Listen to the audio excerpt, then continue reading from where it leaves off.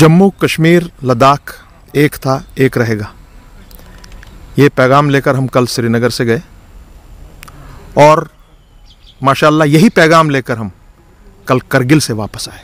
वो भी यही कहते हैं, जम्मू कश्मीर लद्दाख एक था, एक रहेगा। और जो हमने वहाँ कुछ देखा, बहुत ही तज़ब्ज़ुब में वहाँ के लोग हैं, खुसूसन नौजवान पीढ़ी, जिनका एजुकेशनल करिकुलम जो है ये यूटी करके और पूरी पॉलिसीज़ सही नहीं हैं, क्या करना है उनको, एग्ज़ाम्स के लिए क्या करना है। और वहाँ के नौजवानों ने यह भी कहा कि ये सिर्फ करगिल का मामला नहीं है, ये पूरे लद्दाख का मामला है, लेह का मामला है। एक बात पर हम मुत्तफिक हुए, और चूँकि करगिल ने बहुत ही बड़ा रोल अदा किया जब एब्रोगेशन 370 की हुई, 35A की हुई, वो उस पर डटे हुए हैं जिस तरह हम सब लोग डटे हुए हैं। वो नहीं मानते हैं स्टेट को डिवाइड करना इंटू 2 यूनियन टेरिटरीज किसी भी सूरत में, और restoration of article 370 and 35A उस पर हम मुत्तफ़िक़त और सब खड़े हैं। और जो वहाँ पर उनने अपनी करगिल डेमोक्रेटिक अलायंस बनाई है, वो और हमारी people's alliance for Gupkar declaration, पहली हमारी उनके साथ डिटेल डिस्कशन हुए, तो अच्छी एक कोऑर्डिनेशन हमारी अब बनेगी इसमें। और उनके वहाँ पे लोकल इश्यूज़ हैं, बहुत डिस्ट्रिक्ट वाइज इश्यूज़ हैं, जिसको कोशिश कर रहे हैं मज़हब के नाम पर, रीजन और रिलीजन के नाम पर बीजेपी। और मैं इतना कहूँगा कि उनके आरएसएस के प्लान को लेकर हम तो ऑलरेडी बटे हुए हैं, जम्मू कश्मीर पूरा 47 से। आज दोबारा बदकिस्मती से मरकज़ी सरकार दोबारा एक भाई को भाई से जुदा कर रही है। मगर जो मैंने कल वहाँ वलवला देखा, जो जज्बा देखा, मैं उसकी बहुत कदर करता हूँ।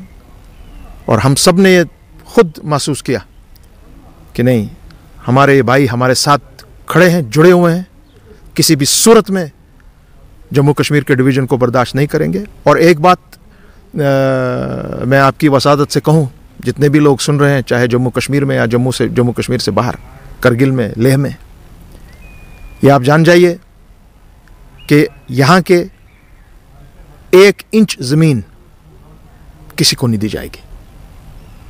No to this policy of the BJP RSS government, no to union territories, and restoration of 370 और 35A आज नहीं कल, कल नहीं परसों। It has to happen, it will happen. और जो ये हमारी अलायंस है,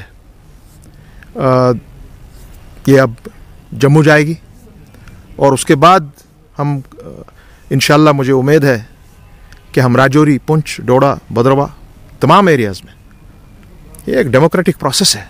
we are working under the framework of the constitution.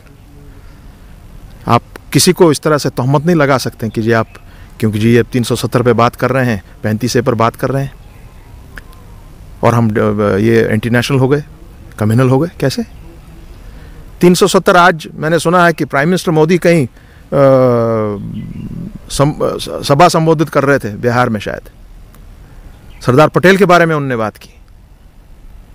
मैं उनसे कहना चाह रहा हूँ अदब से, सरदार पटेल ही थे who was one of the architects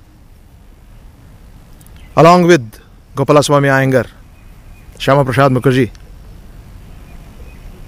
Pandit Nehru, और जितने भी उस वक्त के दिग्गज रहनुमा थे हिंदुस्तान के, और हमारे शेर कश्मीर की क़यादत में यहाँ के रहनुमा। ये उस वक्त दिया गया है 370 कि हमारा लिंक यूनियन ऑफ इंडिया के साथ कैसे रहे। और आप कह रहे हैं कि आज बहुत कमाल आपने कर दिया, तो आपने तो सरदार पटेल की ही छवि खुद खराब कर दी। इसके बारे में आप क्या कहेंगे?